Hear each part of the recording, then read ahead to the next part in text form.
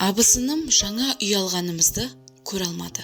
Алдымен каналға тіркеліп, әңгімені соңына дейін тыңдаңыздар. Қалаға келін болып түстім. Алдымда абысыным бар. Ол мен келін болып түскен кезде бір баласы бар тұғын. Кейін менімен жарысып тағы көтерді. Мен екіншіме жүкті кезімде, ол да іле-шала жүкті болды. Бұл жай ғана сәйкестік пе, әлде шынымен-ақ менімен күндестік пе, ұға алмадым. Мен не істесем де базардан өзіме жаңа киім немесе балаларға ойыншық сатып алар болсам, айтып отырғанымды естіп алады да алдымды орап кетеді. Мен базарға барамын деген күннен бір күн алдын барып, ол мен айтқан заттарды алып келеді.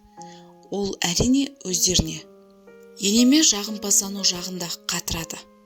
Үнемі арамызға шоқ тастап қойып, өзі соны үрлеп, бақсытып отырады. Енеме менен көрі ол жаққан соң, біздің еншімізді беріп бөлек шығарды. Алғашқыда пәтер жалдап тұрдық. Мен бала шағаның күтімімен үй шаруасынан шыға алмай, бір жылдай үйде отырдым. Жалғыз күйеуімнің тапқаны ішіп жем мен пәтерақыдан артылмайтын болған соң, келесі жылы өзім білекті түріп жұмыс істеуге кірістім. Ойымдағыдай жұмыс тапқан соң, балаларды балабақшаға орналастырғанша қарай тұруға уақытша бала күтуші жалдадым. Біраз қиналдық. Жұмыста жүріп, жанымнан ұзап шықпаған балаларымның жайын ойлап, қарындар ашып қалмады екен, жаурап қалмады екен деп, күн ұзақта жұмыста жүріп ойлана беретін едім. Кейін оларды балабақшаға орналастырған соң, жаңа көңілім жайланып, барлық ойымды жұмысыма бұрдым. Кейін ісім ілгері басып, жандана түсті. Күйеуіміз екеуміз жабылып, әжептәуір табыс тауып, ақшаның басын құрадық. Ендігі мақсатымыз балалар өсіп ер жеткенше жеке баспаналы болуды армандадық. Арманымыз шындыққа айналып, бірер жылда баспаналы болдық.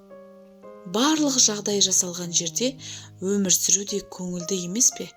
Балаларымның да шат күлкілерін есту маған үлкен қуаныш пен бақыт сыйлайтын. Қала ортасындағы 5 қабатты зәулім үйден 5 бөлмелі пәтер сатып алдық.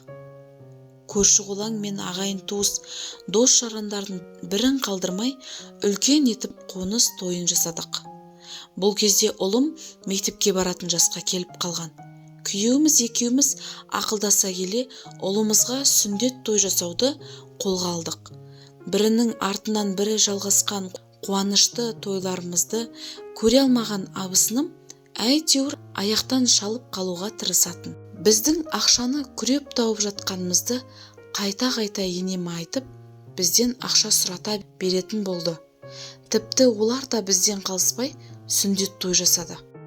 Мен шын пейілмен қуаныштарына ортақтастым. Күйеуіміз екеуміз ақшалай да, заттай да көп көмек бердік. Қарызға деп 150 мың сұратты. Оны да бердім. Бірақ арада 2 жыл өтсе де, әлі бір тиынын қайтарған жоқ. Жағдайлары жоқ-жоқана болса түсінуге тырысар едім. Бірақ бар бола тұра бермегені адамның ашу ызасын тудырады екен.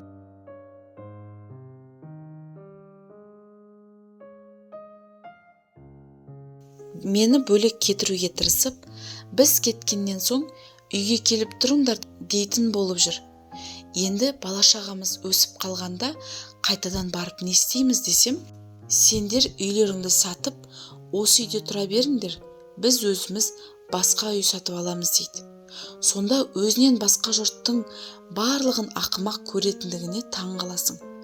Қыздары да бой жетіп келеді. Барлығы да өзінен айнымай қалған. Қазір мен үйіме бір перде тіктірсем, ол одан асып түсуі керек. Бақталастық деген осындай адамды қамшылап отыруымен пайдалы жақтары да бар шығар. Бірақ шектен шыққан бақталастық адамға абырой әпермесі анық.